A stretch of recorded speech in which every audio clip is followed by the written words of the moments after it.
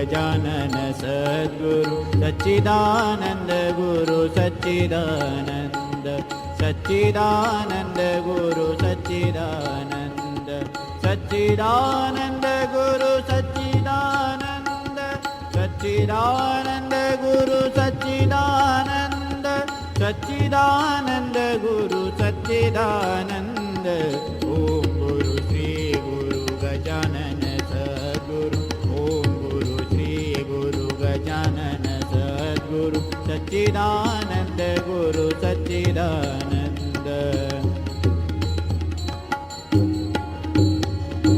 सच्चिदानंद गुरु सच्चिदानंद सच्चिदानंद गुरु सच्चिदानंद सच्चिदानंद गुरु सच्चिदानंद ओम गुरु श्री गुरु गजानन सद्गुरु ओम गुरु श्री गुरु गजानन सद्गुरु सच्चिदानंद गुरु सच्चिदानंद सच्चिदानंद गुरु सच्चिदानंद सच्चिदानंद गुरु सच्चिदानंद सच्चिदानंद गुरु सच्चिदानंद सच्चिदानंद गुरु सच्चिदानंद ओम गुरु श्री गुरु गजानन सद्गुरु ओम गुरु श्री गुरु गजानन सद्गुरु सच्चिदानंद गुरु सच्चिदानंद सच्चिदानंद गुरु सच्चिदानंद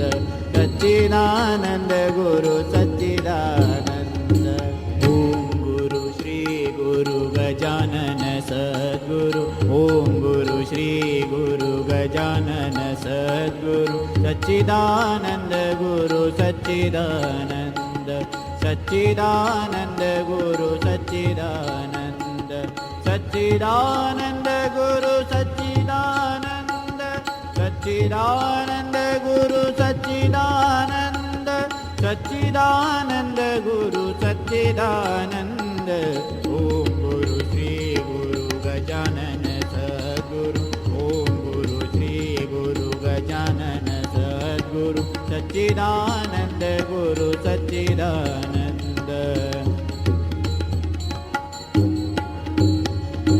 सच्चिदानंद गुरु सच्चिदानंद सच्चिदानंद गुरु सच्चिदानंद सच्चिदानंद गुरु सच्चिदानंद ओम गुरु श्री गुरु गजानन सद्गुरु ओम गुरु श्री गुरु गजानन सद्गुरु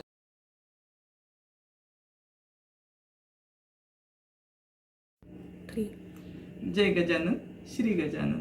मी स्मिता माहूरकर, नाशिक उपासना केंद्र. आज आपणास माननीय रोहिणीताई चंद्रकांत साबणे यांचे नवनाथ ग्रंथ विषयावर निरूपण ऐकण्याचा योग आला आहे. त्यांचा परिचय करून देण्याची संधी मला ठाणे उपासना केंद्राने दिली, त्याबद्दल त्यांचे मनपूर्वक आभार. रोहिणीताई साबणे यांचे शिक्षण MA मराठीमध्ये झाले आहे. ताईंनी मंत्रालयात 34 वर्ष नोकरी करून स्वेच्छानिवृत्ती घेतली आहे. त्यानंतर त्यांनी दासबोध परीक्षा, गीता परीक्षा व ज्योतिष परीक्षा दिली. शिवाय दासबोध, गीता व ज्ञानेश्वरी यांचे वर्गही त्या घेतात. 25 वर्ष झाले ताई ज्योतिष वर्गात पण शिकवण्याचे काम करीत आहे. आणि बरं का, त्यामध्ये त्यांना जीवनरत्न हा पुरस्कारही मिळाला आहे. रोहिणीताई गेले 10 वर्षापासून भागवत कथेची सेवा आणि 20 वर्षापासून अनेक विषयावर प्रवचनही करीत आहेत. आणि म्हणूनच आज रोहिणीताईंच्या नवनाथ ग्रंथ या विषयाच्या निरूपणाचा आपण सगळ्यांनी मनापासून लाभ घ्यावा. मी रोहिणीताईंना विनंती करते की त्यांनी आपल्या निरूपणास सुरुवात करावी. धन्यवाद. सूर्यकोटि समप्रभ निर्विघ्नं कुरु मे देव सर्वकार्येषु सर्वदा. गुरुर्ब्रह्मा गुरुर्विष्णु गुरुर्देव महेश्वरा. गुरुः साक्षात् परब्रह्म तस्मै श्री गुरवे नमः. सदाशिवसमारम्भां शङ्कराचार्यमध्यमाम् अस्मदाचार्यपर्यन्तां वन्दे गुरुपरम्परां. मन्नाथ श्रीजगन्नाथ मद्गुरु श्रीजगद्गुरु मदात्मा सर्वभूतात्मा तस्मै श्री गुरुवे नमः. माझ्या सद्गुरूंना नमस्कार करते आणि तुम्हा श्रोत्यांच्या हृदयामध्ये वसत असलेल्या श्रीरामाला वंदन करते आणि सेवेला सुरुवात करते.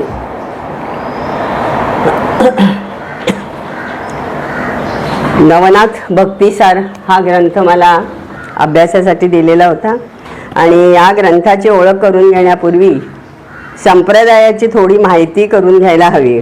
कारण काय, नवनाथांची ओळख म्हणजे आपल्याला नवनाथ म्हटलं की त्यांचा वेश जो आहे त्याच्यावरून आपण म्हणतो की नाथपंथी असेल म्हणून, पण तेवढा वेश हीच एवढी त्यांची ओळख नाही, तर त्यांच्या प्रत्येक वस्तूला काहीतरी अर्थ आहे आणि त्यांच्या शब्दाचे अर्थ आहेत तेही आपल्याला समजून घ्यायला हवेत. कारण हा संप्रदाय आहे हा भारतभर भ्रमण करणारा आहे आणि प्राचीन असून त्याचे धागे दोरे जे आहेत ते भारतभर विखुरलेले आहेत. तसा तो व्यापक सुद्धा आहे, विस्तारलेला सुद्धा आहे आणि याभोवती एक पुन्हा बघायला गेलं तर गूढतेचं वलय आहे. आपल्याला असं वाटतं की नको बाबा, म्हणजे नाथ म्हटलं की थोडीशी भीती वाटते, आदर वाटतो आणि गूढही वाटतं, म्हणून आपण त्यांच्या वाटेला जात नाही. पण तरीसुद्धा सामान्य जनांच्या मनामध्ये एक महत्त्वाचं स्थानसुद्धा त्यांनी मिळालं. काही काही लोक जे आहेत ते त्यांना पुष्कळ फॉलो करतात. म्हणजे तर कठोर ब्रह्मचर्य हे त्यांच्याकडे आहे, वाक् संयम आहे, शरीर शौच आहे, मानसिक शुद्धी आहे, ज्ञाननिष्ठा आहे. यावरती या संप्रदायाचे प्रवर्तक गोरक्षनाथ यांनी फार मोठा भर दिलेला आहे. या पंथाची उपासना आणि आचार अत्यंत अवघड असला तरीसुद्धा हिंदू धर्म संस्कृतीच्या रक्षणासाठी या पंथाचं योगदान जे आहे ते अलौकिक आहे. गोरक्षनाथांना लोकोद्धाराची तळमळ खूप होती. वाममार्ग आणि तंत्र साधनेचं बंड जे आहे ते त्यांनी मोडून काढले. म्हणजे त्यांचा काळ जो आहे तो फार पुरातन आहे, अगदी 900-800च्या सुमाराच्या आधीचा आहे तसा. आणि त्यामुळे तिथे त्यांनी म्हटलंय की ती जी आहे तंत्र साधनेचं बंड होतं ते मोडून काढलं, समन्वयाची दृष्टी ठेवलेली आहे, आचार शुद्धता जागवलेली आहे, लोकभावनेचा उपयोग करून लोकसाहित्य सुद्धा त्यांनी समृद्ध केलेलं आहे. ज्ञानेश्वरादी 4 भावंड जी आहेत ती मूळची जी आहेत ती नाथ परंपरेतलीच आहेत, पण योग, ज्ञान आणि भक्ती यांचा त्रिवेणी संगम जो आहे तो त्यांनी घडवला आहे. आणि वारकरी संप्रदायाचं वैभव जे आहे ते ज्ञानेश्वर माऊलींच्या पुण्याईने त्यांच्याच अधिष्ठानावरती उभं आहे. शैव दत्त या संप्रदायाचा धागा या नाथपंथाशी अतूट आहे आणि पिंड ब्रह्मांडाच्या अंतर्यामी वसणाऱ्या शिवाशी समरस होऊन अमरत्व साधणे हे नाथयोगाचं मूळ ध्येय आहे. या नाथपंथाचा उदय जर बघायला गेलं तर आधीपासून शिवापासूनचा आहे. म्हणजे आदिनाथ आपण ज्यांना म्हणतो त्या शिवापासून आहे आणि कुंडलिनी शक्ती जी आहे ती उत्थापित करायची आणि शिवशक्ती सामरस्य साधायचं हे या नाथपंथाचं मूळ ध्येय आहे. आणि अशांना काय म्हणतात तर सिद्ध असं म्हणतात. मग पहिले जे ग्रंथकार लेखक ज्याला आपण म्हणतो मुकुंदराज म्हणतो, त्यांनी म्हटलेलं आहे की आदिनाथ शिवाच्या परंपरेमधलेच ते आहेत आणि ते म्हणतात की आदिगुरु श्री आदिनाथू तेथो नि श्री हरिनाथू तयाचा शिष्यू रघुनाथू जो गुण सिंधू तया सिद्धाचे चरित्र सांदी जैल विचित्र. अशा प्रकारचे म्हणजे हे जे कोणी असतात त्यांना सिद्ध पुरुष असंही म्हटलं जातं. मग भविष्य पुराणामध्ये पण एक ह्या नवनाथांच्या आधीच्या ह्याच्यातला एक श्लोक येतो. ते म्हणजे हे नवनाथ म्हणजे कोण आहेत तर आधीचे जे भागवतामध्ये 9 नारायण सांगितलेले आहेत त्यांचेच अवतार म्हणजे नवनाथ आहेत. तर त्या संबंधीचा एक श्लोक आहे. कवीर हरीर अंतरिक्ष प्रबुद्ध पिप्पलायनहा अवीर होत्री थद्रुमिल चमसक करभाजनहा. हे 9 नारायणाचे अवतार असून त्यांनी राजाला केलेला उपदेश भागवतामध्ये सविस्तरपणे आलेला आहे. आणि हे 9 नारायण कलियुगामध्ये नवनारायण झाले अशी एक परंपरा सांगते.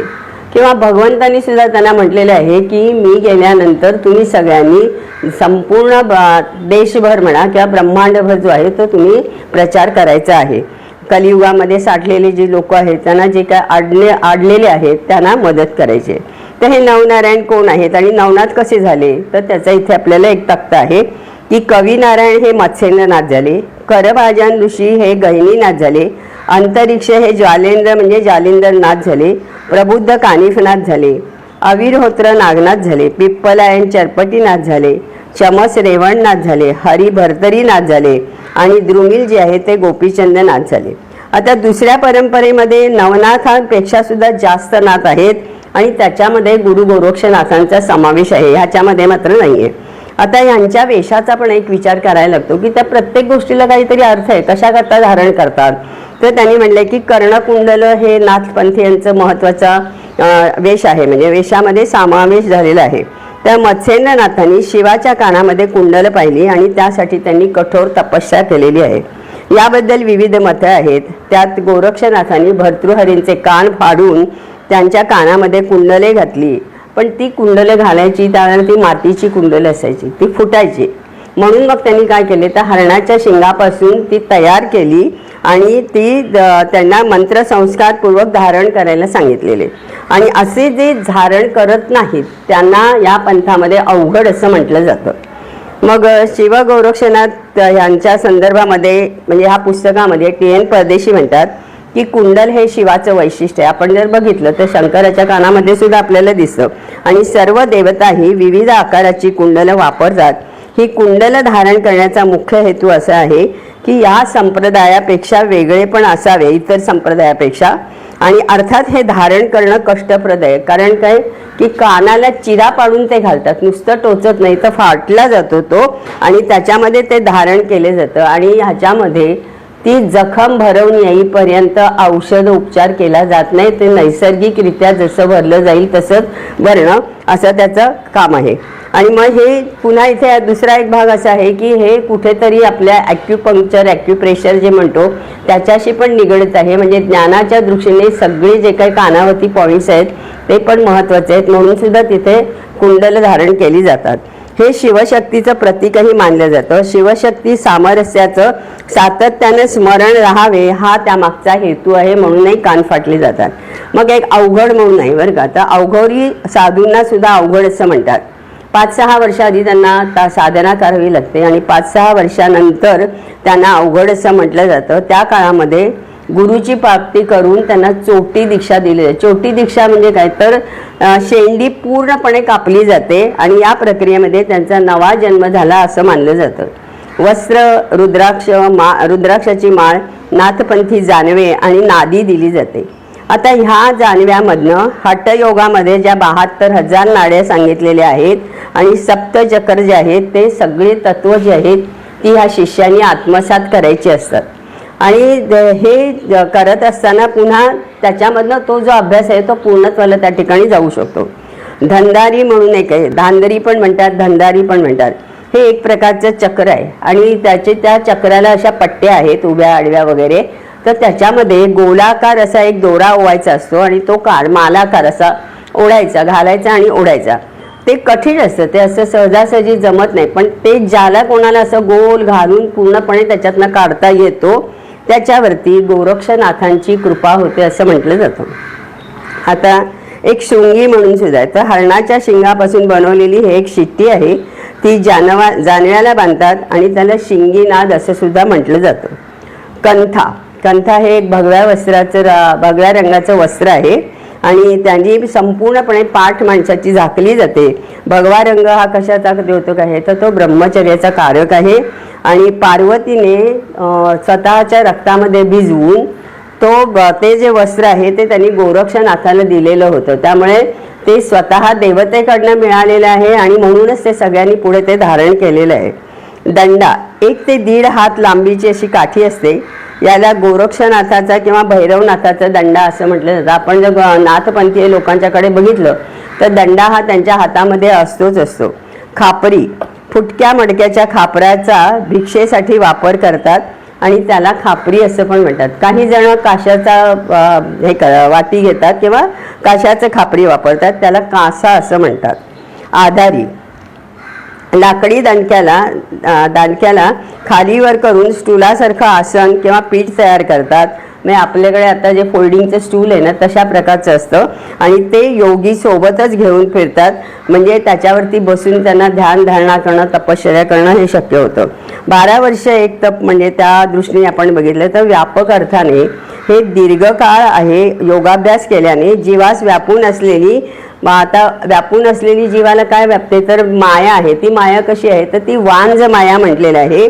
त्या वांज मायेचे हातपाय तुटतात आणि ती अपंग होते आणि तिच्या पाशामधनं मुक्त होऊन जीवात्म्याला स्वस्वरूपाचा बोध होतो, ज्ञानाच्या तेजामध्ये नाहतो. हे गोरक्षनाथांचे अनुभवांचे बोल आहे. कुणीही नाथ जो आहे त्याला तपश्चर्या ही आधी करावीच लागते आणि ती केल्यानंतर पुन्हा आणखीन पुढचे साधनेचे जे टप्पे आहेत त्याच्यामध्ये त्यांना ते हे करून मगच पुढे त्यांना दीक्षा दिली जाते. नाथ संप्रदायाच्या तत्वाच्या मुळाशी शिवपार्वती संवाद आहे. तोच अनाहताचा नाद योग, तोच सोहम साधनेचं मूळ आहे. नाथ संप्रदायामध्ये अलख निरंजन असंही म्हटलं जातं. मग आता ह्या नाथ संप्रदायाच्या शिष्यांनी करावयाचा घोष आहे. हा घोष म्हणजे काय तर मत्स्येंद्रनाथांनी तो निर्माण केलेला आहे आणि त्यातील गुह्य ज्ञानासहित हा पवित्र जप गोरक्षनाथांकडे सोपवलेला आहे. अलख निरंजन हा निर्गुणाचा नामजप आहे आणि अलख हे अलक्षाचं बोलीरूप आहे. अलक्ष म्हणजे काय तर अलक्ष म्हणजे अदृश्य असलेलं, अमूर्त असलेलं, निर्गुण निराकार असं जे तत्व आहे ते आहे. आता प्रत्येक संप्रदायाचं एक एक घोषवाक्य असतं. आता समर्थ संप्रदायाचं जय जय रघुवीर समर्थ आहे किंवा वारकरी संप्रदायाचं विठ्ठल किंवा रामकृष्ण हरी हे आहे. तसं ह्यांचं जे आहे ते अलख निरंजन असं म्हटलं की नाथपंथी आले असं आपण समजू शकतो. मग निरंजन हे सुद्धा एक त्यांच्याकडे आहे. तर निरंजन म्हणजे अंजन घातलेले नाही असे नयन, म्हणजे स्वच्छ नयन, अत्यंत निर्दोष असलेले आणि सूक्ष्माती सूक्ष्म डाग शोधूनही सापडणार नाही असे धवलतम तत्व म्हणजे निरंजन तत्व आहे.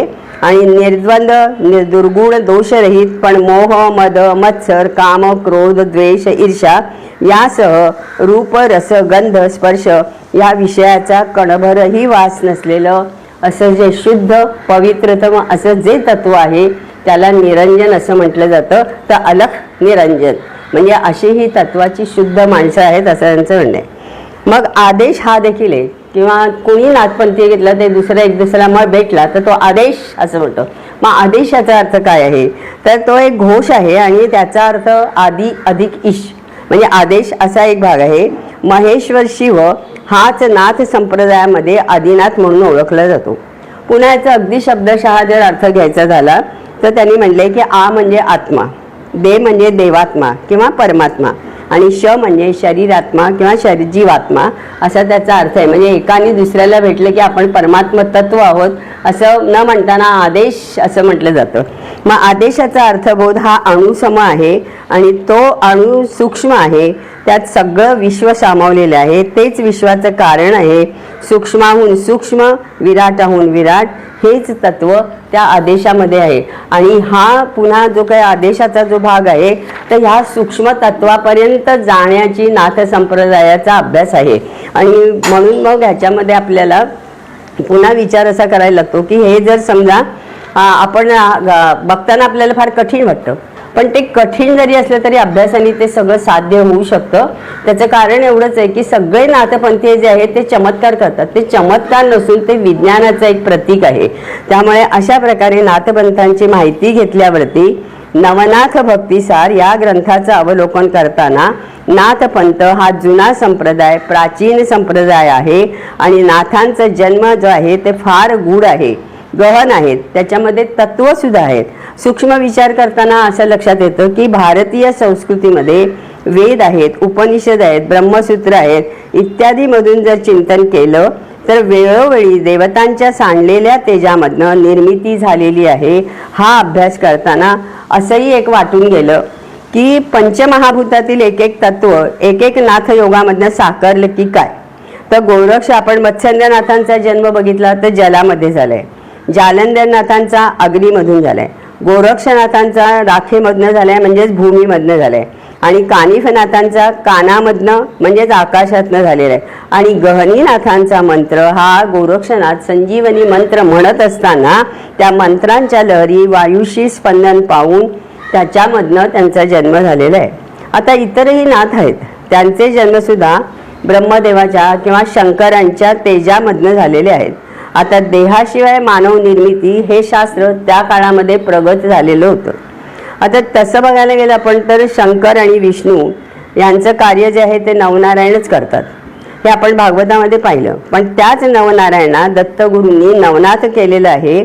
हा पंथ जो आहे तो शिवप्रधान आहे आणि योगमार्गाचा जरी असला तरी सुद्धा भक्तीला सुद्धा तितकंच महत्त्व देणार आहे. म्हणजे कर्मकांड वगैरे कठीण वाटत असलं तरी भक्ती हा सुद्धा त्यांच्याकडे दिलेला भाग आहेच आहे. नाथामध्ये सिद्धसुद्धा आहेत आणि त्यांनी जो आहे तो उपासनेवरती फार भर दिलेला आहे. नाथ संप्रदायाने योगाचाराने सूत्रबद्धता आणलेली आहे. चित्ताला वज्रपाय बनवणे आणि वृत्तीचं निर्मूलन करणे यापेक्षा चित्ताच्या विविध प्रवृत्ती ज्या आहेत त्या योग मार्गाला लावणं आणि बाह्य उपचारापेक्षा सुद्धा सहजीवन पद्धतीचा अवलंब केलेला दिसतो. यांच्यामध्ये गुरुला अतिशय महत्त्व आहे. कारण काय की देहामध्ये परमतत्व असल्याने त्याला सुदृढ राखण्याची आवश्यकता सांगितली गेलेली आहे. आणि ब्रह्मानंदापेक्षा सुद्धा सहजानंद हा जो आहे तो त्यांनी त्याला श्रेष्ठ मानलेला आहे. यासाठी मुद्रा सांगितलेल्या आहेत. त्यातलं तंत्रमार्ग आहे ते भोगासाठी नसून परमतत्वाच्या प्राप्तीसाठी आहे. आता यांच्याकडे मंत्र आणि तंत्र हे सुद्धा आहेत आणि त्याच्या साह्याने आत्ताच्या पूर्वीच्या काळात जसं महाभारताच्या काळामध्ये आपण बघितलंय की शस्त्रांनी अस्त्रांनी त्यांनी युद्ध केलेलं आहे, तशीच अस्त्र यांनी सुद्धा धारण करू शकतात वेळ प्रसंगी युद्ध करायची वेळ आली तर. आणि मग भक्तिसार ग्रंथ जो आहे तर आता मूळच्या विषयाकडे यायचं झालं तर हा जो ग्रंथाचा अभ्यास मला सांगितला तो म्हणजे भक्तिसार, नवनाथ भक्तिसार असं त्याचं नाव आहे.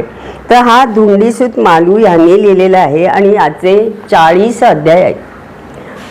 मग त्या 40 अध्यायामध्ये काय आहे तर पहिल्यांदा सुरुवातीला असं येतं की भगवान शंकर जे आहेत त्यांनी पार्वतीला गुह्य ज्ञान देण्यासाठी जिथे कुणीही नाही आहे तिथे आपण जाऊया असं त्यांनी म्हटलं.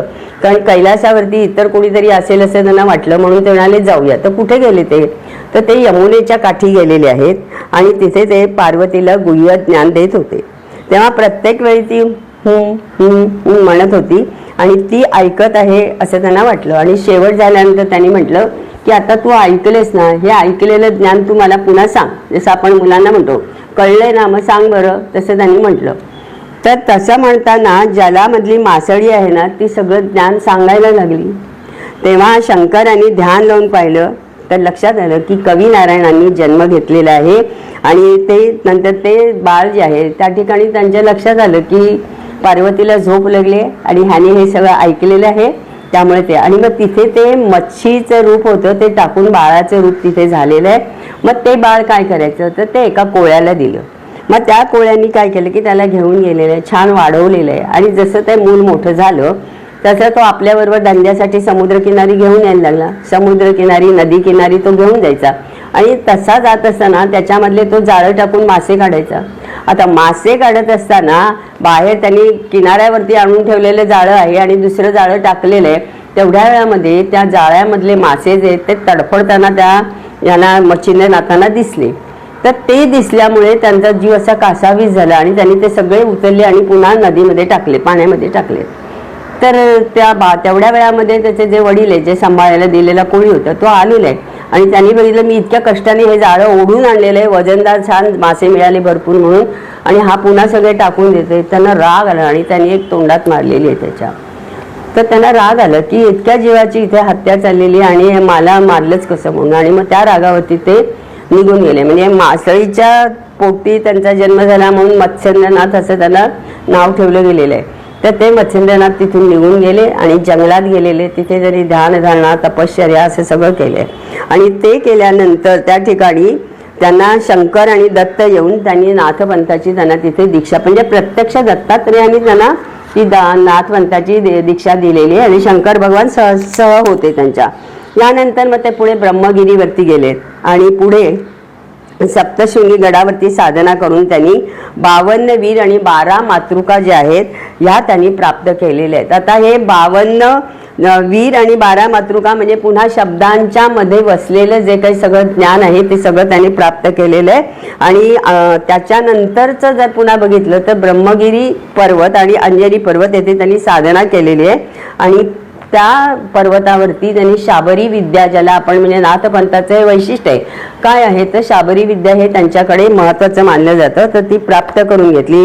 या शाबरी विद्यामध्ये ज्या ज्या देवता आहेत त्यांची नावं जी आहेत त्या त्या देवतेला त्यांनी प्रसन्न, आणि ते प्रसन्न करून घेताना त्यांना पुष्कळ कष्ट घ्यावे लागलेले आहेत. कधी कधी त्यांना युद्ध करावं लागलेलं आहे, कधी आडमार्गाने वाममार्गाने जाऊन सुद्धा त्यांना प्रसन्न करून घ्यावं लागलेलं आहे. तर असा हा मत्स्येंद्रनाथांच्या जन्माची कथा आहे. म्हणजे ही आपण अगदी थोडक्यात आहे, कारण खूप आहेत नवनाथांच्या कथा, त्या एका तासामध्ये आपण पूर्ण करू शकत नाही, त्यामुळे अगदी थोडक्यात घेतले आहे.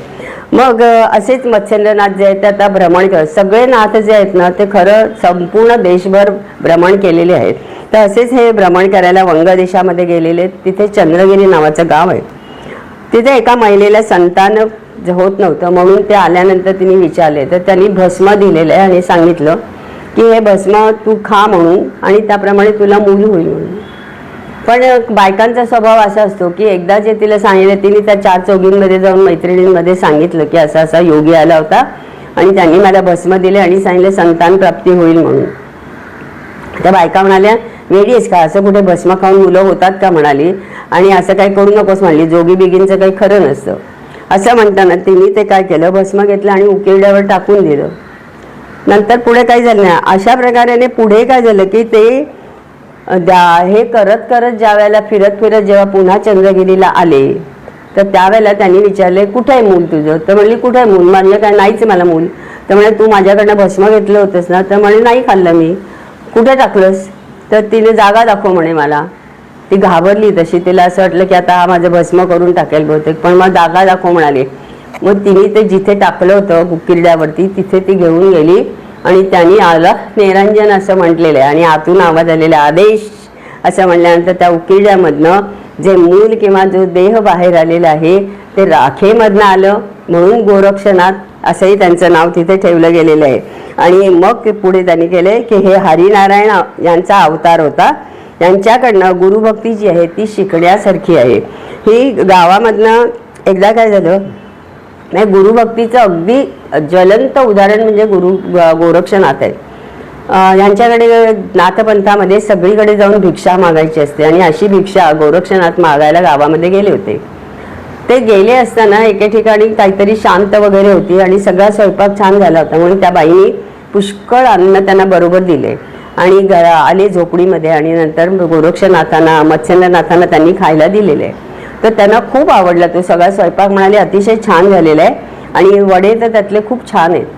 तर अजून गोरक्षनाथांच्या लक्षात आलं की आपल्या गुरूंचं अजून काहीतरी हवं आहे. तर काही हवं आहे का म्हणाले.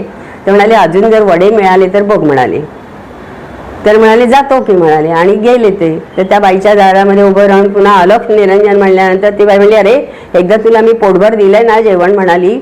तर म्हणे हो दिलंय, पण म्हणे माझ्या गुरूंना खूप वडे आवडलेत म्हणे. खोटं बोलू नकोस म्हणे, तुम्हाला हावरटपणा असतो म्हणे, तुम्हाला चांगलं लागलं की पुन्हा पुन्हा मागायला. तसं ती अद्वा बोलली.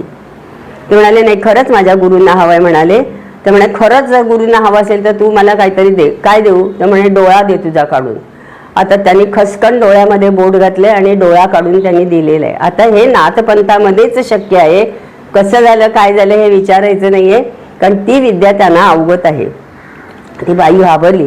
त्यांनी डोळा काढला आणि तिच्या हातावर ठेवला आणि ती म्हणाली थांब थांब तो डोळा तुझ्याकडेच ठेव म्हणाली, मी तुला आणून देते म्हणाली. आणि मग पुन्हा तिने भरपूर वगैरे दिलेलं आहे. आणि ते घेऊन जेव्हा ते मत्स्येंद्रनाथांच्याकडे आले तेव्हा त्याने डोळ्यावरती पट्टी वगैरे बांधली होती आणि खाली मान घालून त्यांनी दिले. तर त्यांनी देताना म्हणाले काय झालं. त्या म्हणे नाही काही कचरा गेलाय डोळ्यामध्ये म्हणे म्हणून. तर म्हणे मग एवढं का पट्टी कशाला बांधलीस म्हणे डोळ्यात. नाही नाही असू दे तुम्ही खा म्हणे आधी. नाही नाही तू खाल्ला मला सांगितलं नाहीस तर म्हणे मी काही खाणार नाही.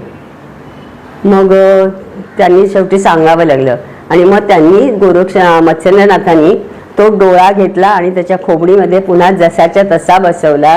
म्हणजे हे आपल्याला ह्या काळामध्ये पटणारं नाहीये, पण तरी सुद्धा हे विज्ञान त्या काळी प्रगट होतं की त्यांनी तो काढलेला डोळा जसाच्या तसा पुन्हा तिथे बसवलेला आहे. म्हणून ही गुरुभक्ती जी आहे ती त्यांच्याकडनं शिकण्यासारखी आहे. आणि त्याच्यानंतर पुन्हा पुढच्या ह्याच्यामध्ये सुद्धा मत्स्येंद्रनाथ जेव्हा स्त्री राज्यामध्ये जातात त्यावेळेला सुद्धा त्यांचं कार्य जे आहे म्हणजे खरं गुरु जो असतो तो शिष्याला प्रगल्भ करत असतो, पण इथे शिष्याने जे आहे ते गुरु करता कसं त्याला बाहेर काढलेलं आहे तो सुद्धा भाग बघण्यासारखा आहे. करभाजन ऋषी येतात. गोरक्षनाथ जे आहेत ते त्यांना आता मच्छिंद्रनाथांनी जो मंत्र दिलेला होता संजीवन मंत्र तो ते म्हणत बसलेले होते. ते सकाळची वेळ आहे आणि मुलं सगळी जी आहेत ती बाहेर खेळत आहेत. त्यांनी बैलगाडी वगैरे तयार केली आहे, बैल तयार केले आहेत, पण त्याच्यामध्ये बसायला त्यांना गाडीवान पाहिजे होता आणि हा गाडीवान काही त्या मुलांना जमत नव्हता. मग ह्या लोकांनी पोरांनी सगळा विचार केला की हा साधू बसलेला तर ह्याला सांगूया का आम्हाला जरा दे म्हणून करून. तर त्यांनी हे केलं, त्याला सांगितलं, विनंती केली की तू आम्हाला ह्याच्यामध्ये गाडीवान करून दे. करतो म्हणाला. आणि तो त्या चिखलाचा गाडीवान तयार करत असताना संजीवनी मंत्र म्हणतोय आणि गाडीवान तो गाडीवान तयार होता त्याच्यातनं बाळ तयार झालं. आणि गोरक्षनाथ सुद्धा घाबरले, मुलं सुद्धा घाबरली की भूत भूत भूत भूत म्हणून. आणि हे सगळे जण तिथे त्यांनी त्या बाळाला तसंच टाकलं आणि गोरक्षनाथ सुद्धा लपून बसले की आता स्वामी येतील, माझे गुरु येतील तर मला काय म्हणतील म्हणून. मग तेवढ्यात काय झालं की गावामधनं भिक्षा घेऊन मच्छिंद्रनाथ येत होते. ते येत असताना मुलांनी त्यांना म्हणजे मुला तुम्ही का असे पळताय, तर म्हणे भूत आले. कुठे आहे म्हणे, तर म्हणे तो साधू बाबा बसलाय ना म्हणे, त्याच्याकडनं म्हणे तो आम्ही मातीचा गाडीवान करायला सांगितलं, त्याच्या हातनं म्हणे बाळ तयार झालं म्हणे, भूत आहे. तर मला दाखव कुठे आहे. तर त्यांनी मग तिथपर्यंत आणलं, बघितलं तर अरे मग ध्यान लावून बघितलं तर हे करभाजन ऋषी आहेत. आणि मग गोरक्षनाथांना कुठे आहे म्हणून बघतात तर ते लपून बसले.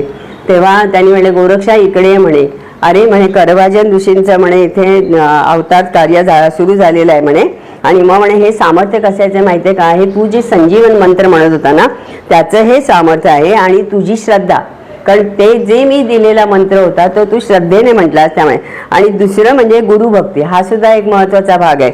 मत्स्यनाथ जेव्हा तावतापणी म्हटलं की ते श्रीराज्यात गेले ते तेव्हा सुद्धा त्यांची ती गुरुभक्ती आपल्याला दिसलेली होती, तेथून बाहेर काढलेले आहे. आणि ह्याच्यानंतर मग आहे ती अंतरिक्ष नारायण, हे जे चौथे जे आहे ते त्यांनी जालंधर या नावाने अवतार घेतलेले आहे. त्यांचा आहे ना ते ज्वालेमध्ये त्यांचा जन्म झालेला आहे म्हणून ज्वालेंद्र असं म्हणता म्हणता त्याचा अपभ्रंश असं झालंय की जालंधर असं त्यांना म्हटलं जातं. तर एकदा काय झालं की ह्याच्यामध्ये ब्रह्मदेवाचं तेज जे आहे ते जमिनीवरती पडलेलं म्हणजे ह्याच्या हत्तीच्या कानामध्ये पडलं असं त्यांना लक्षात आलं. आणि म्हणून त्यांनी सांगितलं की त्या कानाच्या तिथे जाऊन हाक मारली, प्रबुद्ध नारायण तुम्ही या म्हणून म्हणताना आदेश असं केलेलं आहे.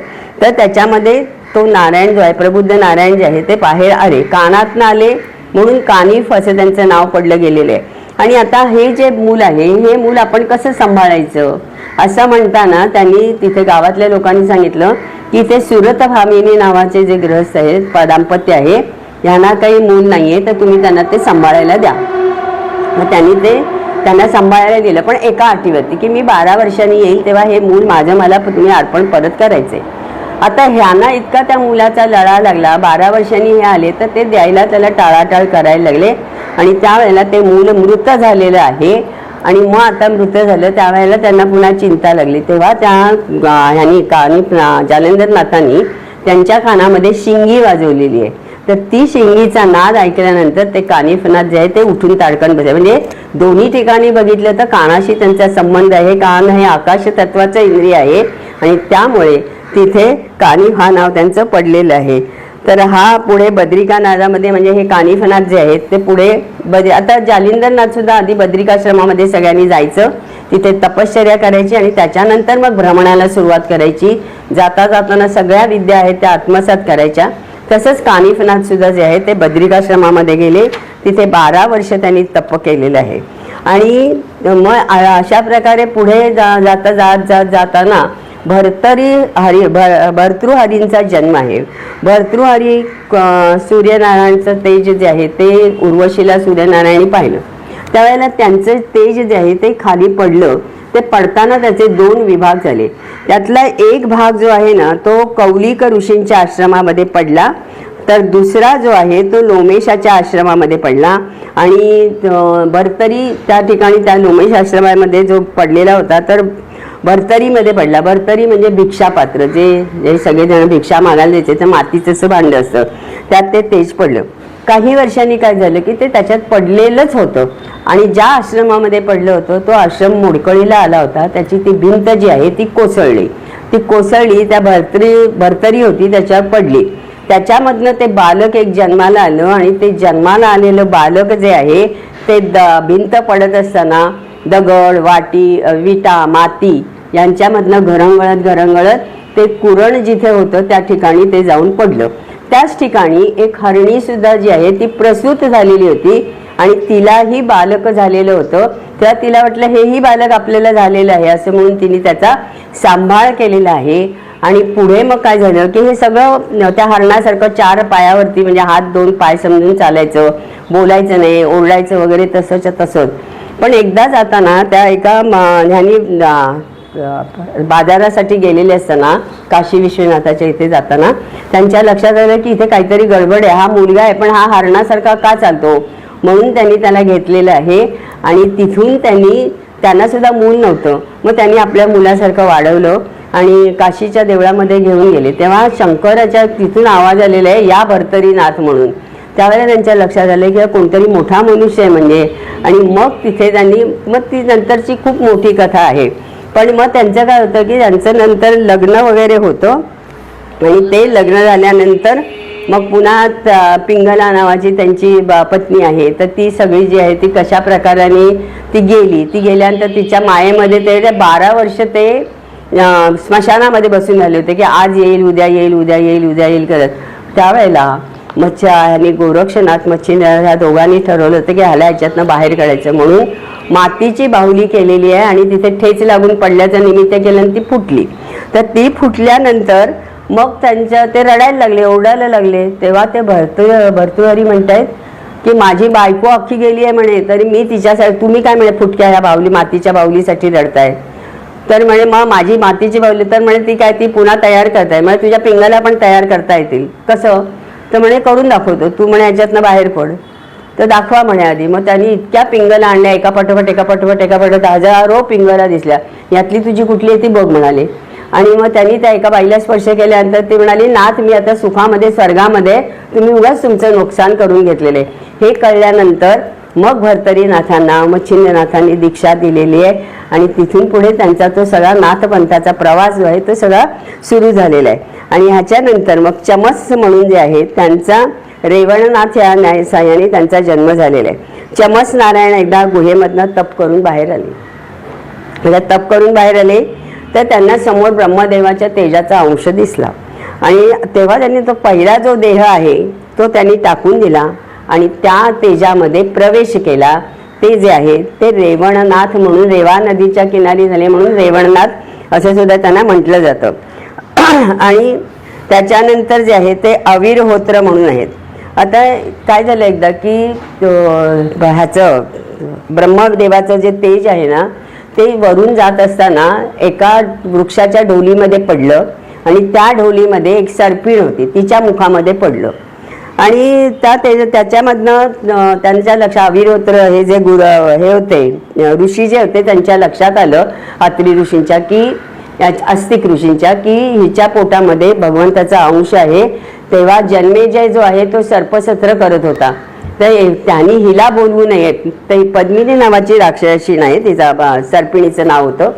तर तिला त्यांनी बोलवू नये म्हणून त्यांनी तिथे जाऊन त्याला सांगितलं की तू हिचं नाव घेऊ नकोस, कारण तिच्या ह्याच्यामध्ये भगवंताचा अंश आहे म्हणून.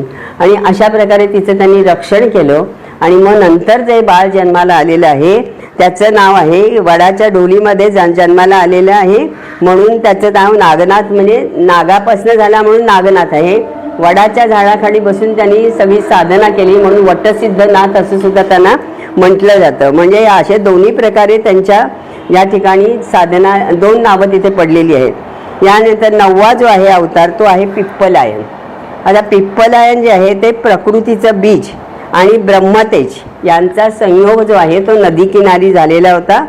त्याच्यामध्ये त्यांनी आपला जीवांश प्रगट केला आणि ते हे चरपटीनाथ असेल.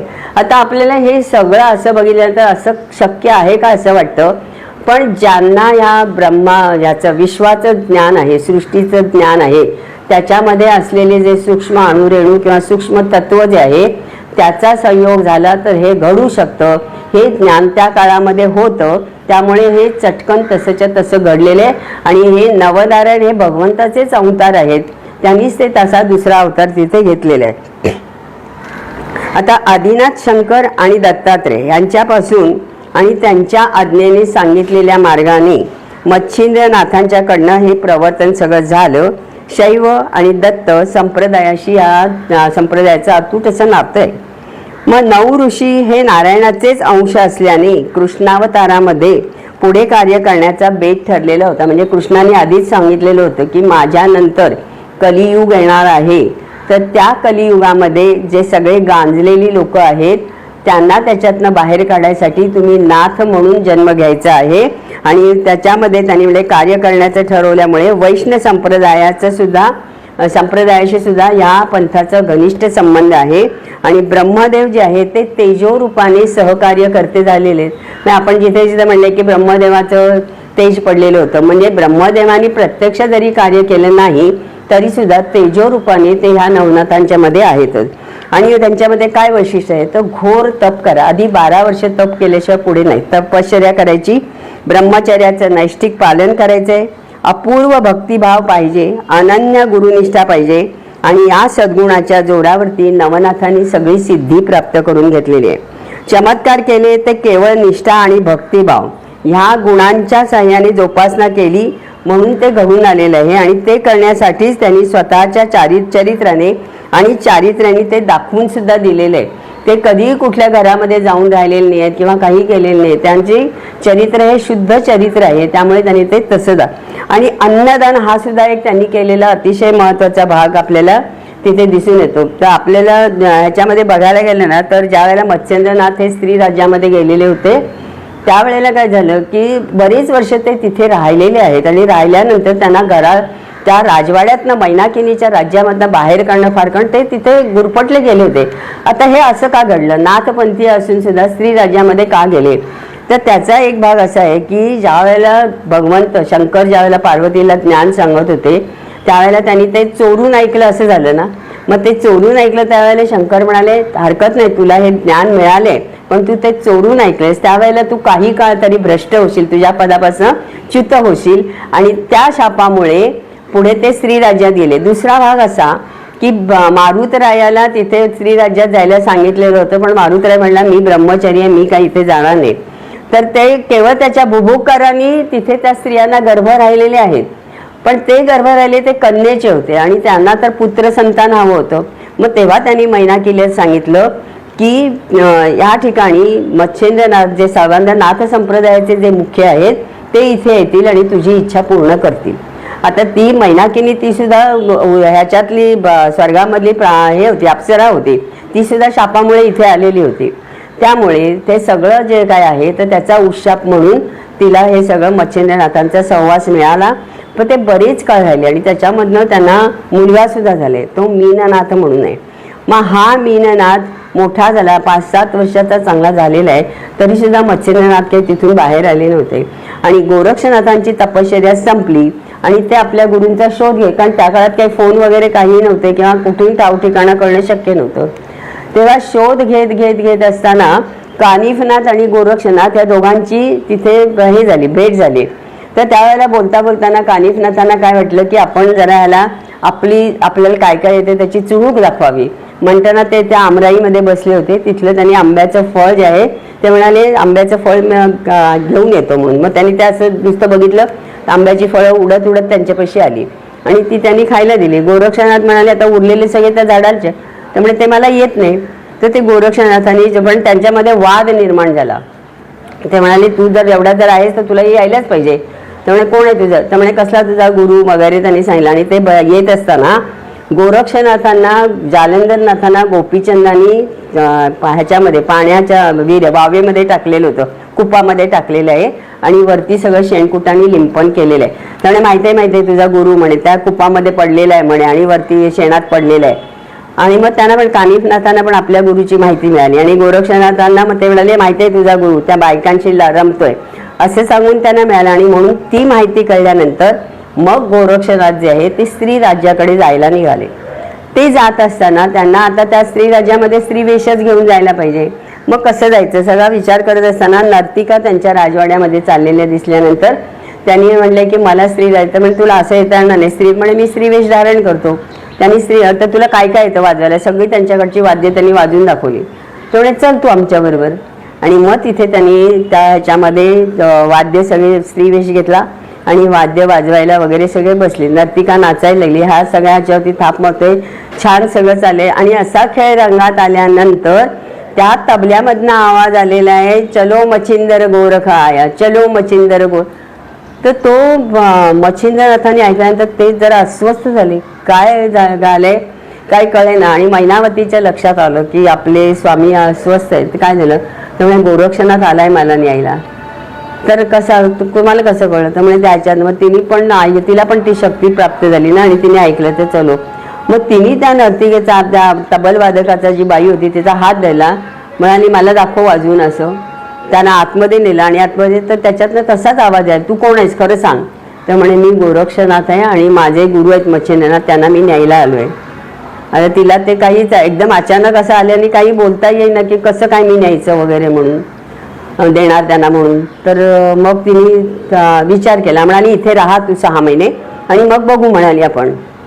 त्या 6 महिन्यामध्ये गोरक्षनाथांना बोलवण्याचा खूप प्रयत्न केला पण ते काही तिच्या याला बदले नाहीत आणि त्यांनी मच्छिंद्रनाथांना सांगितलं की आपलं समाजकार्य आहे, लोककार्य आहे, ते करायचे, तुम्हाला इथून बाहेर पडलंच पाहिजे. आणि मग ते मैनावतीला म्हणतात की अगो गोरक्ष ऐकत नाही, तू बघ त्याला कशा. आणि म्हणून त्यांनी खूप नादावलं पण ते अजिबात बाहेर पडले नाहीत. आणि मग एक दिवस असा उगवला की शेवटी त्यांना निघावंच लागलेलं आहे. निघताना मैनावती म्हणाली की तुम्ही या मुलाला घेऊन जा, कारण माझा इथला शाप संपलेला, मी आता स्वर्गात जाणार. आणि मग त्यांनी दिलेलं आहे. पण तिला असं काळजी वाटायला लागली की वाटेमध्ये गेली तर ह्यांना काही अर्थ हवं जवळ, त्याशिवाय होणार नाही. तिने एक सोन्याची वीट त्यांच्या जोडीमध्ये गपचूप टाकून दिलेली होती. आणि निघाले ते वाटेमध्ये जात असताना कधी जंगलातनं जाताना मच्छिंद्रनाथांना काळजी वाटायची सारखी की जोळी आहे ना असं ते बघायचे. तर ते बघत असताना गोरक्षनाथांच्या लक्षात आलं की एवढं काय त्या जोळीमध्ये, त्या जोळीचं इतकं रक्षण करतायत ते. तर ते जेव्हा दिशेकडे गेले त्यावेळेला गोरक्षनाथांनी बघितलं त्या जोळीमध्ये काय आहे. तर सोन्याची वीट आहे, ती घेतली आणि त्यांनी पाण्यामध्ये टाकून दिली आणि तेवढ्याच वजनाचा एक दगड त्या जोळीत ठेवला. आणि आता ते निघाले. तिथून निघाल्यानंतर ते झोळीकडे बघतायत तर म्हणाले अरे ये जंगल में से जाने तक डर लगता है. तर म्हणाले डर पीछे ही रह गया. कसं काय म्हणे. तर म्हणे ते बघा तुमच्या जोळीमध्ये बघितलं तर असं का केलंस, ते ओरडायला लागले. तर म्हणाले अहो तुम्ही अख्खा डोंगर सोन्याचा करू शकता, इतकी क्षमता तुमच्याकडे, त्या विटेसाठी काय एवढा जीव काढतात. नाही म्हणे मला अन्नदान करायचं होतं, ब्राह्मणांना जीव घालायचं होतं. गोरक्षनाथांनी स्वतः तो सोन्याचा डोंगर करून दाखवला. म्हणाले घाला किती लोकांना घालताय जीव ते. म्हणजे असं त्यांना गोरक्षनाथांनी म्हणजे त्याच्या तोडीचाच तेवढा तो शिष्य होता, त्यामुळे त्यांनी ते केलं. आणि मग पुढे एके दिवशी काय झालं की त्यांनी मच्छिंद्रनाथाला, आपले मीननाथ आहे ना, त्या मीननाथ शौचालय गेला होता, त्याला सांगितलं तू धुवून आण म्हणून. आता हा खरं तर मूक संवाद आहे. धुवून आण याचा अर्थ आपण म्हणजे मुलाला स्वच्छ धुतलं असतं, कपडे घातले, तर ह्यानी त्याला दगडावर आपटलेलं आहे आणि संपूर्णपणे त्याची कातडी जी आहे ती ह्याच्यावरती वाळत घातलेली आहे. ते म्हणजे कुठे आहे, तर ते इथे आहे म्हणलं ना. तर ते रडायला लागले, म्हणजे तुला मी असं धुवायला सांगितलं होतं का. म्हणजे हा सगळा व्यावहारिक लोकांसाठी हा सगळा भाग आहे, पण मुख्य गोष्ट की त्या देहामध्ये काहीही नाही हा भाग आहे. मग त्यांनी स्वतः पुन्हा गोरक्षनाथांनी मच्छिंद्रनाथांनी त्याला पुन्हा जिवंत केलेले. हे सगळे चमत्कार वाटत असले तरी हे आजच्या काळात सुद्धा आपण जर तेवढी तपस्या केली तर आपल्याला सुद्धा ते शक्य आहे. हा त्यातला महत्त्वाचा भाग आहे. म्हणून गुरुभक्तीने आणि निष्ठापूर्वक व्रतचरणाने नराचा नारायण होतो. इतकीच फक्त नव्हे तर देवावर प्रभुत्व सुद्धा मनुष्य गाजवू शकतो, हे नाथांनी दाखवून दिलेलं आहे. तसेच अडभंगनाथ, गोपीचंद, चौरंगी यांची उदाहरणं म्हणजे शून्यामधनं येऊन साधनेने प्रगल्भ होऊन नाथ पदवीला ते पोचलेले आहेत. तशीच एक अडभंगनाथाची सुद्धा कथा जी आहे ना ती हे चांगली आहे. तर एकदा काय झालं की गोरक्षनाथ जे आहे ते रस्त्याने जात असताना माणिक नावाचा शेतकरी शेतामध्ये काम करत होता आणि ह्यांना भूक लागलेली होती आणि कुठेच घरं वगैरे दिसत नव्हती. तेव्हा ते माणिकच्या शेतकऱ्यापाशी गेले आणि म्हणाले मला ना भूक लागली, तू मला काय देतो म्हणाला. त्यांनी पोटभर खायला बिलं दिलं, पाणी वगैरे दिलं आणि आता निघाले गोरक्षनाथ. तर म्हणाले तुला काय हवं तर माग. तर म्हणाले मला काय, तो असा अडभंगाच होता ना. तो म्हणाला की तुम्हीच माझ्याकडे खायला मागितलेले आणि मला काय सांगतात तुला काय हवं ते माग. त्यामुळे मागून तर मला काय नको म्हणाले, तुझ्याकडे फाटक्या माणसाकडे काय मागायचं असं त्यांनी म्हटलंय.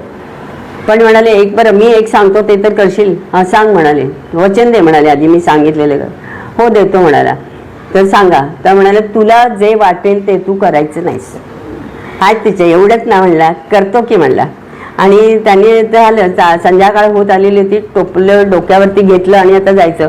लक्षात आलं त्या साधूंनी सांगितलेलं आपल्याला की पुढे काही करायचं, जावं जे करावं असं वाटेल ते करायचं. तो तसाच तिथे उभा 12 वर्ष झाले, तो तसाच उभा आहे.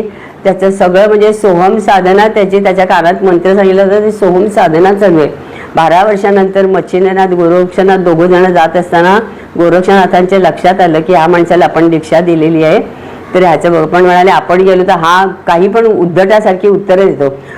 म्हणून मच्छिंद्रनाथांकडे त्यांनी मच्छिंद्रनाथांना पाठवलं. मच्छिंद्रनाथ म्हणाले, अरे काय किती वाढलायस तू? म्हणाले, केवढे हे तुम्हाला काय करायचं आहे? म्हणाला, मी काय बारीक होईन नाही तर जाड होईन, तुम्हाला काही गरज नाही म्हणलं, तुमचं तुम्ही बघा. तर त्यावेळेला गोरक्षनाथ त्यांच्या लक्षात आलं की हे प्रकरण भारी आहे. मग गोरक्षनाथ गेले आणि म्हणाले, काय सुंदर तप चाललंय. म्हणाले, तुझ्यासारखं म्हणे तप कोणी केलं नाही, मी आजपर्यंत बघितलेलं नाही असं त्यांनी म्हटलं. तुम्ही म्हणे मला फसवलं म्हणाले इथे उभं करून. आणि मग त्यांनी त्याच्या छातीला हात लावलाय, मस्तकावर हात ठेवलाय, तो ज्ञानी झालेला आहे. आणि म्हणाले, तुझ्या या स्वभावाला माणिक नाव शोभत नाही. म्हणाले, तू असा बोलतोयस ना म्हणून तुझं नाव अडबंगनाथ ठेवायचं. असे ते अडबंगनाथाची कथा आहे. त्याच्यानंतर गोपीचंद जो आहे, तो गोपीचंद हा राजा होता खरं म्हणजे. तर तो राजा ह्याच्यामध्ये मोहामध्ये किंवा लौकिकामध्ये संसारामध्ये गुरफटलेला होता. त्याच्या आईला सारखं असं वाटायचं की ह्यानी आपल्या मुलांनी कुठेतरी जालंधरनाथाची ती शिष्या होती तर त्याच्याकडे जाऊन तिने करावं म्हणून त्यांनी दीक्षा घ्यावी. पण त्याच्या बायकोनी फितवलं की आमची सासूबाई आहे ना ती त्या जोगड्याच्या नादी लागलेली आहे आणि त्याला सगळं आपलं वैभव पाहिजे म्हणून त्यांनी त्या कुपामध्ये घालून त्याला शेणकुटाने लिंपलं होतं. पण पुढे ज्या वेळेला ते कानिफनाथांच्याकडनं वगैरे कळलं त्यावेळेला मग ते लक्षात आलं त्यांना की हे सगळं चुकीचं आहे म्हणून. आणि मग त्यांच्याकडनं त्यांनी दीक्षा घेतलेली आहे आणि आलेली आहे. तसंच कृष्णागार म्हणून राजा मुलगा होता, राजकुमार होता. तर त्याचं सुद्धा काय झालं की तो लहान असताना त्याची आई गेली म्हणून वडिलांनी दुसरं लग्न केलं. आणि ते दुसरं लग्न केलेली त्याची जी आई होती ती वयाने लहान होती. तर त्याला तो म्हातारा नवरा असं तिला ते खटकत होतं खरं म्हणजे. ज्या वेळेला राजा परगावी गेला तेव्हा हिनी त्या मुलाला बोलवलेलं आणि अतिप्रसंग करायचा प्रयत्न केला. तर त्यांनी झिडकारलं आणि ती तो बाहेर पडला. तर तिला तो की आता हा जर गावभर यांनी सांगितलं तर आपली नाचक्की होईल म्हणून तिनेच बोभाटा केला की ह्यानी माझ्यावरती अत्याचार करायला सुरुवात केली किंवा बलात्कार वगैरे करायला लागला म्हटले. आणि मग त्या राजाला राग आला. त्यांनी त्याचे हात आणि पाय दोन्ही कापून टाकले आणि एका चौरंगावरती त्याला घट्ट बांधलं आणि फेकून दिलेले रस्त्यात. मच्छिंद्रनाथ आणि गोरक्षनाथ जाताना बघितलं त्यांच्या लक्षात आलं की हा आपल्या उपयोगाचा मनुष्य ह्याला आपण घेऊन जाऊया. राजाची परवानगी घ्यायला पाहिजे म्हणाले. राजाकडे गेले आणि सांगितलं म्हणे तो चौकामध्ये तो कापलेला मुलगा आहे त्याला आम्ही घेऊन जातो. म्हणजे तुम्हाला त्याला हात नाही पाय नाही तुला काय करायचं म्हणे तू फक्त हो म्हण आम्ही त्याला घेऊन जातो. आणि त्यांनी त्याला नेलेलं आहे आणि नंतर त्याच्या जखमा वगैरे पुसल्या, त्याला औषध वगैरे लावलं, सगळं त्याला नीट केलं आणि एका गुहेमध्ये ठेवलं आणि सांगितलं इथे तू तपश्चर्याला बसायचंय आणि जराही दृष्टी ढळू द्यायची नाही. समोर एक शिळा होती, जरा जर तुझं लक्ष ढळलं तर ती शिळा जी आहे ती तुझ्या डोक्यात पडेल आणि तुझं खतम होऊन जाशील. आणि तुझी जेवणाखाण्याचे महिमा सिद्धीला सांगितलं होतं की रोज याच्या जेवणाची तू सोय करायची, रोज ती फळं आणून ठेवायची. खाणार कसं? हात नाही पाय नाही, हात हलवू सुद्धा शकत नाही आणि तोंड खाली घातलं तर ती शिळ्या डोक्यात पडेल. तशीच्या तशी ती रोज आणून ठेवायची, रोज ती फळं शिळी व्हायची, कुजायची व्हायची, पण ती तिचं काम करत होती. 12 वर्षांनी गोरक्षनाथ मच्छिंद्रनाथ आले त्यावेळेला त्यांनी बघितलं तर हा ज्याचं फक्त आता आत्मा सगळी त्वचा सगळी सुकून गेलेली, हाडं राहिलेली, त्याने दुगदुगी आहे, त्याला बाहेर काढलेलं आहे, त्याच्यावरती कृपा केलेली आहे, हृदयाला हात लावला, मस्तकावर ठेवला आणि हातपाय आले, देहदिव्य झालेला आहे तो. आणि नंतर त्याला तपश्चर्याला पाठवलेलं आहे. पण आधी त्यांनी सांगितलं की तू तुझ्या राज्यामध्ये जाऊन राजाला सांगू नये कारण तुझ्यावर अन्याय झालेला आहे. तर तू ती जी आई आहे ती खोटं बोललेली आहे आणि तुझ्यावरती तिने नको तो आळ घेऊन तुला असे हातपाय तोडायला लावले.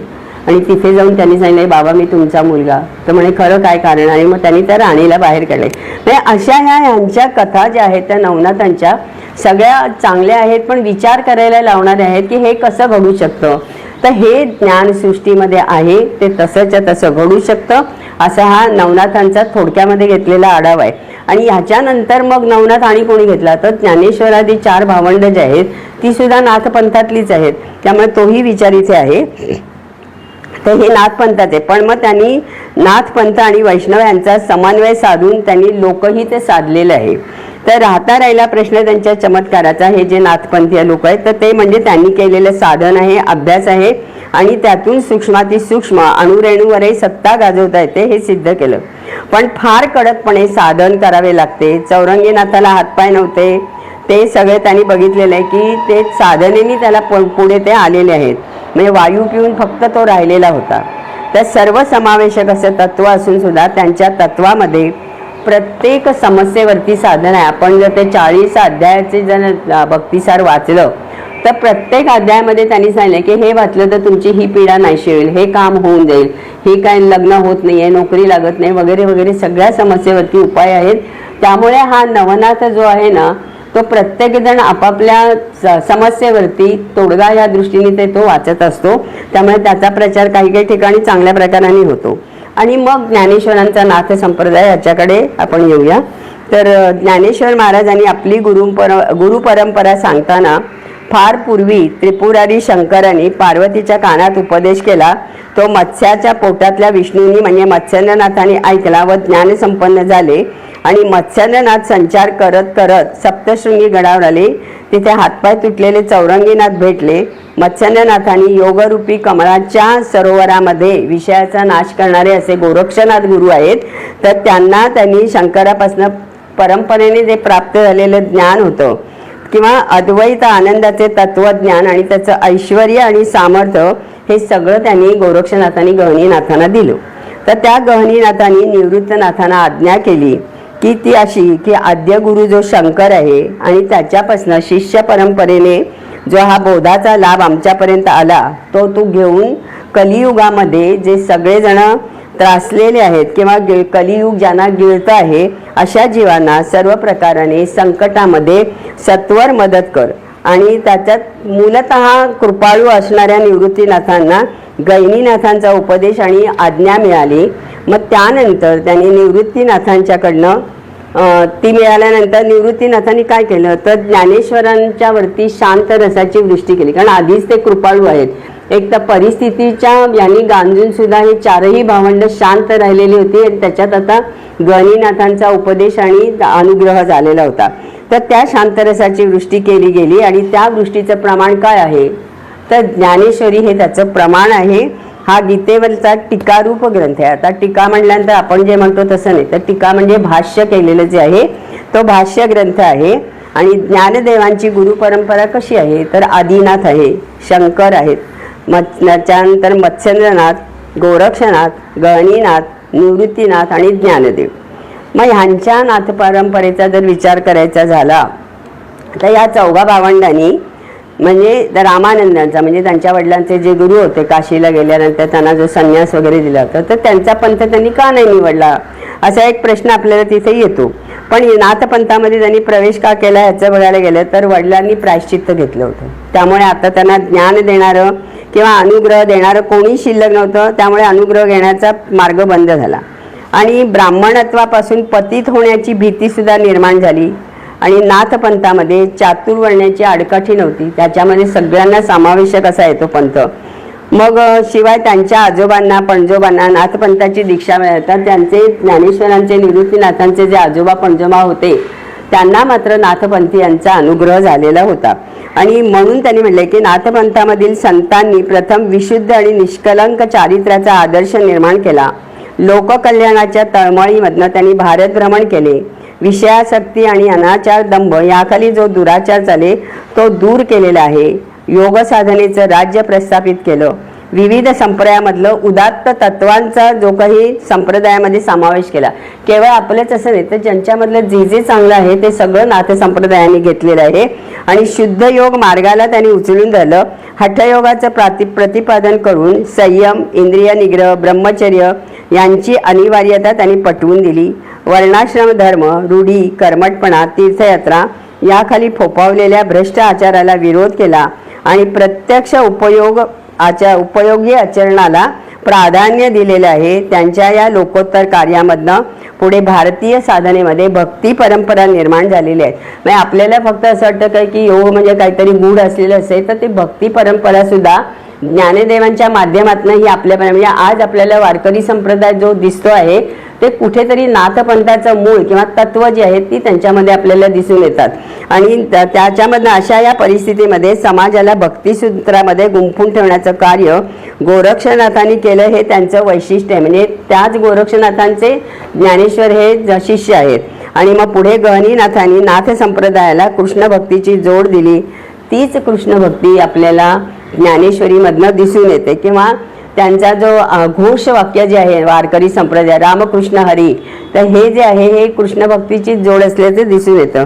या संप्रदायाच्या मते शिव हे अंतिम सत्य आहे आणि ती शक्ती जी आहे ती शिवाशिवाय भिन्न नाही आहे. म्हणजे आपण शक्ती शिव आणि शक्ती असं म्हणतो, तर ती शक्ती काही वेगळी नाही, ती शिवामध्येच सामावलेली आहे. त्यामुळे शिवामधला जो इकार आहे ती म्हणजे शक्ती आहे आणि ती शक्ती म्हणजे शिव. तिच्याशिवाय जर शिव राहू शकत नाही. ती शिवातली जर ई काढून टाकली तर तिथे शव होतं. म्हणजे परमपदाच्या प्राप्तीसाठी पिंडदान हे आवश्यक आहे. म्हणून नाथयोगी पिंडामध्ये चराचराचं ज्ञान करून घेतात आणि अंतर्यामी वसणाऱ्या शिवाशी ऐक्यतेचा अनुभव घेणं, समरसीकरण त्याला आपण म्हणतो, ते प्राप्त करून देतात. आणि हे अद्वयानंद वैभव जे आहे हे नाथपंथाचं अंतिम वैभव आहे, असं हे नवनाथ भक्तिसार आहे. आता अद्वयानंद वैभव त्यांनी म्हटलेलं आहे की काय, शेवटी मानवी देहाचं जे सार्थक करणारं जे ज्ञान आहे तेच ज्ञान जे आहे ते ह्या नाथ संप्रदायामध्ये आहे की शेवटच्या टोकापर्यंत आपल्याला, एरवी आम्ही कुठलंही जर केलं तर आम्हाला तिथपर्यंत जाता येत नाही, पण हे मात्र जे आहे, कारण तपस्या हे त्यांचं मुख्य साधन आहे, त्यामुळे ते वैभव त्यांना प्राप्त होऊ शकतं. तर आता अशा प्रकारे हा नवनाथांचा अभ्यास जो आहे हा 1 तासामध्ये सांगण्याचा प्रयत्न केलेला आहे.